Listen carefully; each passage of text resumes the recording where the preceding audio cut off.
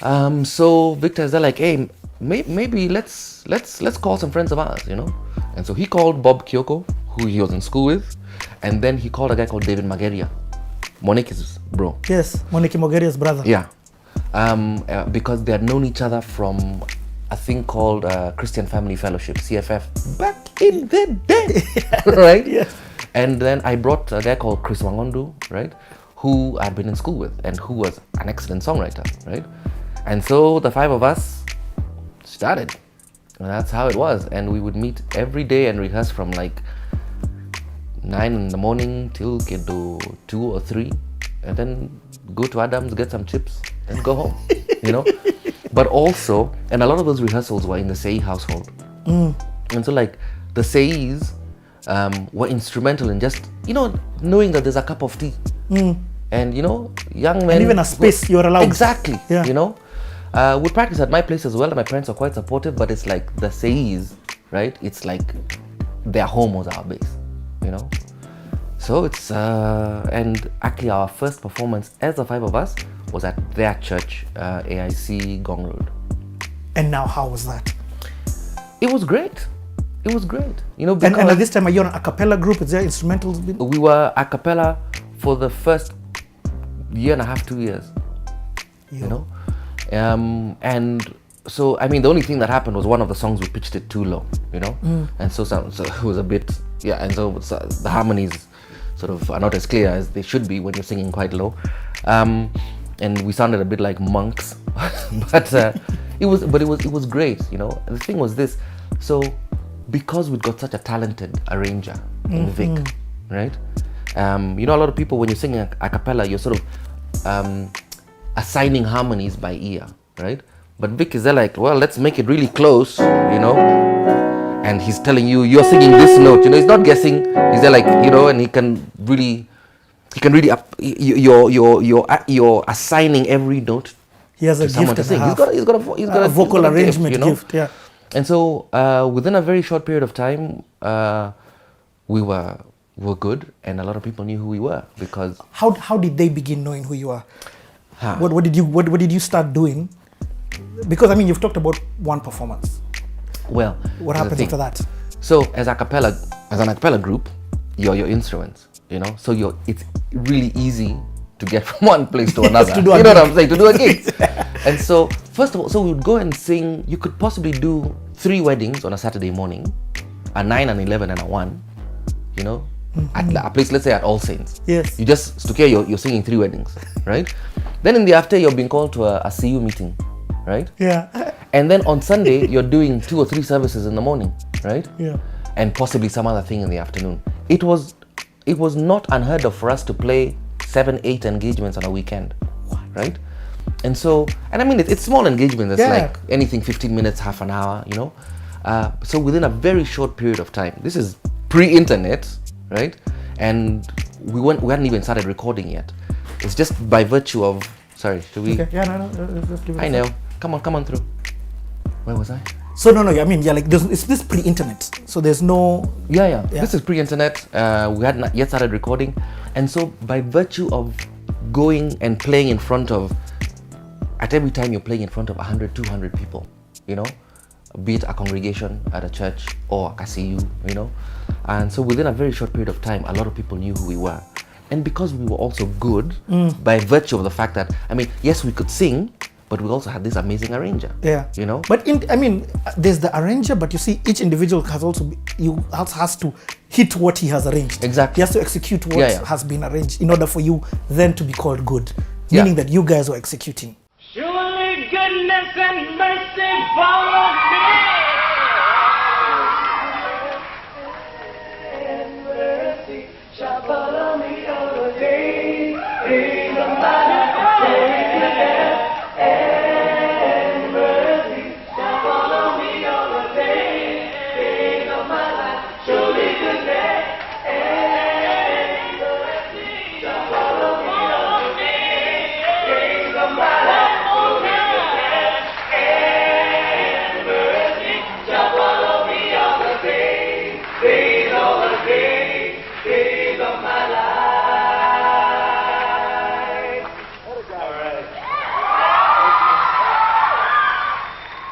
Yeah, we were executing. But I mean, Victor was a Nazi as far as making sure that we're getting the things right, you know. Which was needed. Which was needed, you know. And we got along really well from day one, right? There was no Visanga, no Siasa, no nothing, right? And I mean, like, we were 5 guys at such an formative time of our lives. Yeah. You just left high school. You don't know anything about what the future holds, right? But we were like each other's bros. I get. You know, each other's fellowship, each other's, yes, like the fellowship of the ring, you know. It's yeah. Thanos, 5 of you. Exactly. Yeah. So, but let me ask. So, who are you guys? Again, you guys were so you're such pioneers. Pionetic. We were such pionetic. Whatever the word. Who are you guys?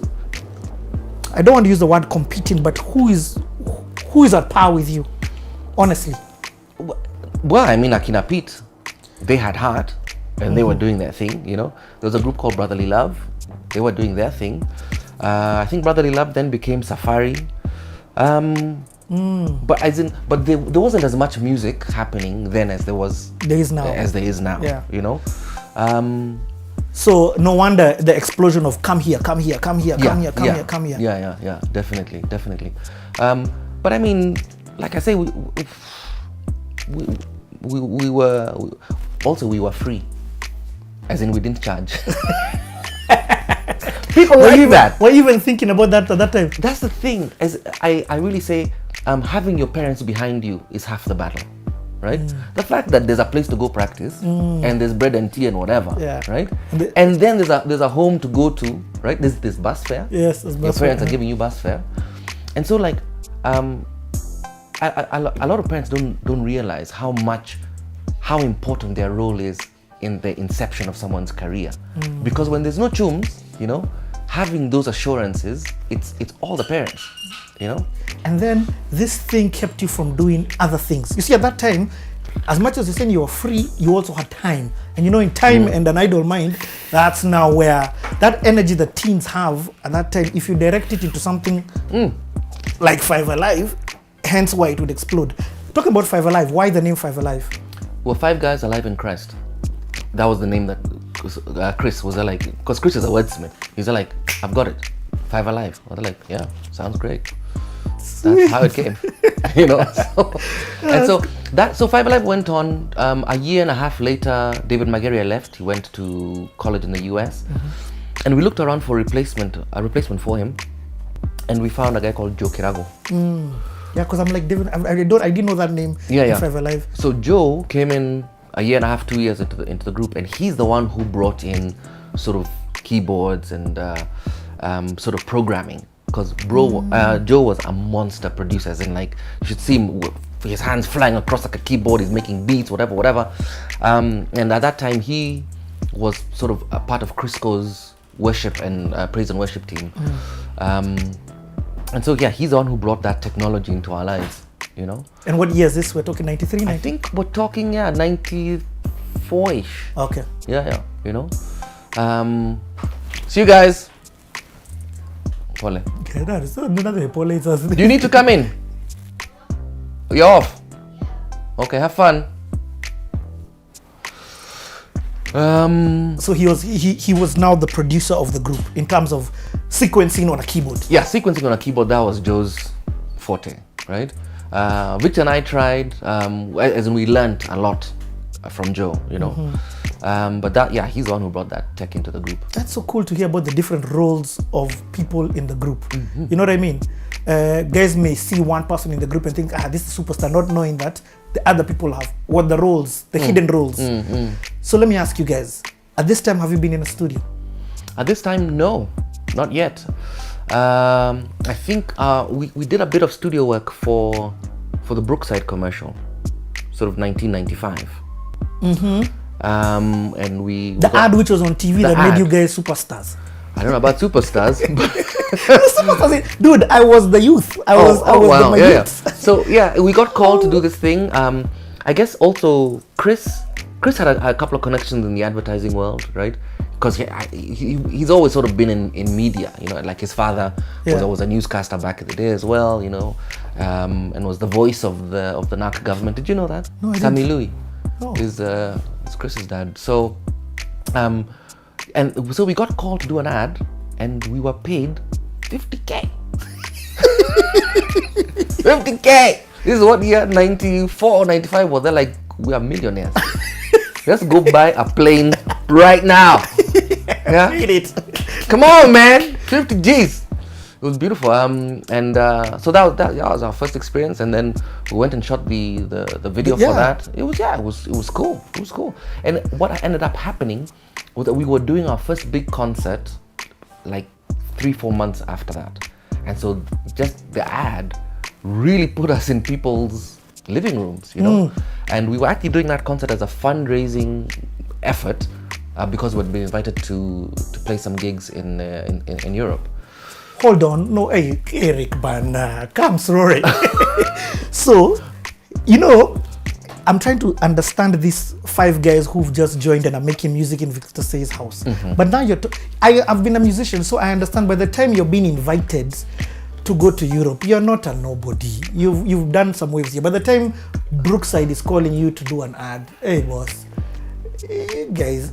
Well, I mean, that means, I mean, and also, but let's be real. If you're talking about doing 7 gigs every weekend, 5 to 7 gigs every weekend, for a year and a half, you had put your foot on the ground. You're leaving a mark. Yeah. So, were you feeling the effects of that before even we talk about this flying out? Were you guys begin to feel like, oh, we are stars? Let me give you another example.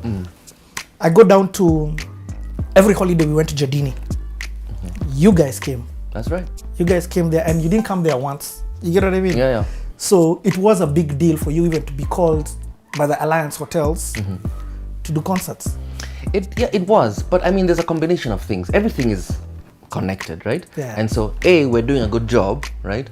But also, like the Matiba family, they knew Chris once again from a long time before. Also, we had very close connections with Suzanne Gashukia.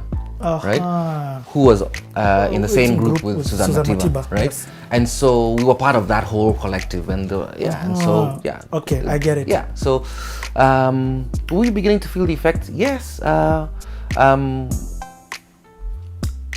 in good ways and bad ways, you know. But I mean, can I ask what are some of the bad ways? Some of the bad ways, I don't know. I mean, I think I definitely think there was a time in my life. I remember we were playing this one gig at City Hall, and there are a bunch of bands and us, and I'm thinking, it must be hard to be these guys because we're so good.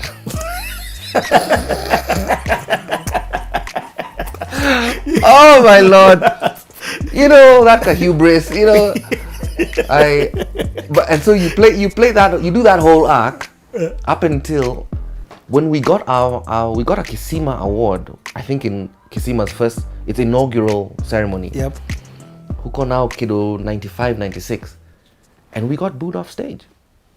And the nominees in this category are, Jeff? Hot Rod. No. Shades of Black. Four Alive.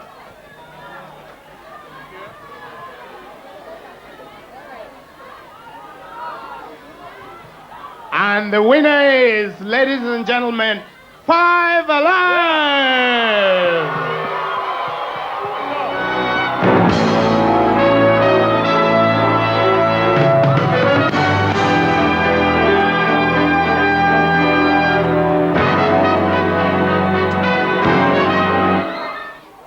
Sure. Thank you very much. We're very grateful to our loyal fans, those who supported us. Thank you. This would not be here if it wasn't for you. You know? And so you do the whole thing from, oh my God, look how great we are, to getting booed off stage. And so a couple of things that had happened in those 3 years. Do I proceed? Yes, just proceed. You're rolling. Yeah, just proceed. So, Ted Josiah had created a sound, right? Have you recorded your album at this time?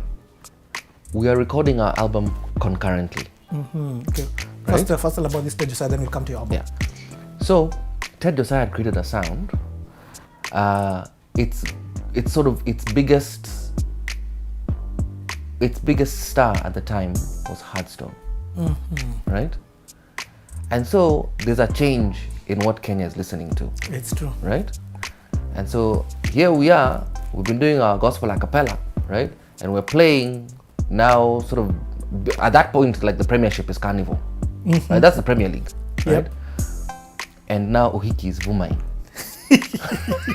So it was hard times.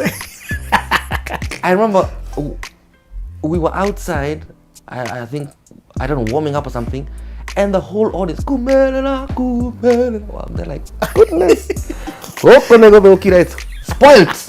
You guys are going to come with Ondi. Exactly, you know. But even, did we even play? Yeah, we played on Dio that night. No, we played another version of a song called "Don't Worry," but acoustic. It was cool. But we did get booed off when we got our award, right? I can't remember who we were up against, and the audience was kind of 50-50 as to who should get it, right? And it was a moment, because you got to deliver an acceptance speech. Two guys who are booing you, you know, and so it's humbling and it's good, because after that has happened, I was actually saying this to some kids yesterday. When that has happened, right, you suddenly become unbogable because you've hit rock bottom. Yes, you know, yes. you are now unshakable. Yeah. So I've been booed. Right. Okay, so let me ask you. Let's now go back to the first time you guys explain to us this whole recording. How did you guys begin working on your album? We'd come into contact with now Suzanne and Guido, who owned a studio, and then we'd also come into contact with Bruce Odhiambo, who at one point was also managing us.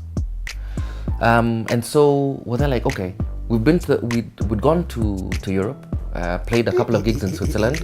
We'll come back to that. We'll come back. And then we'd gone to London in search of a record deal, right? And this was, now we're talking about 94, right?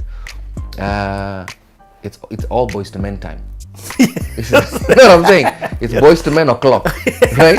So, and so we changed our sound a bit, because we'd also, the gigs that we're playing in London needed, like we were playing, there's a theater that was that had a musical happening, and after the musical, people would go into the bar for, like, they were calling it like a cabaret, right? And so you would sort of, the first night you'd be given was like a Monday or a Tuesday, and the better you got, the closer you got to the weekend, right?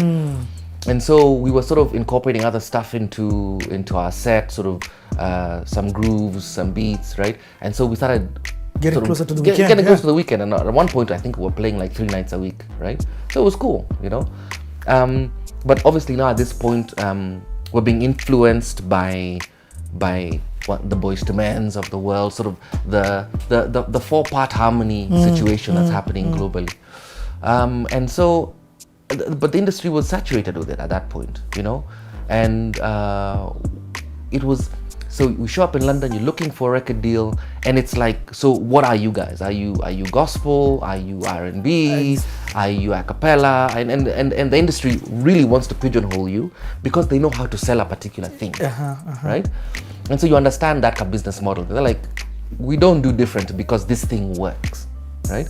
Thankfully, the internet has come and has broken that story, right? Yeah. But that's the London that we experienced. And London was quite an experience for us. I'm telling you that there's like a mini series in there because there were times we were so mawaya, so broke, because so here we are playing this. So okay, let's talk about this tour then. Yeah. How does this tour even come to be?